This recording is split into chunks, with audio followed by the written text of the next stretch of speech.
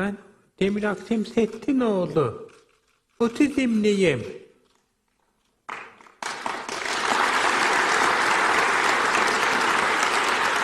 Türk'üm. Doğruyum. Çalışkanım.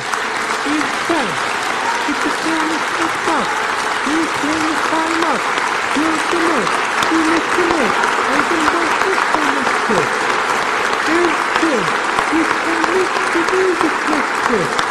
Eğitim Atatürk, attığın yolda gösterdiğin hedefe durmadan yürüyeceğime and içerim. Bazı ilk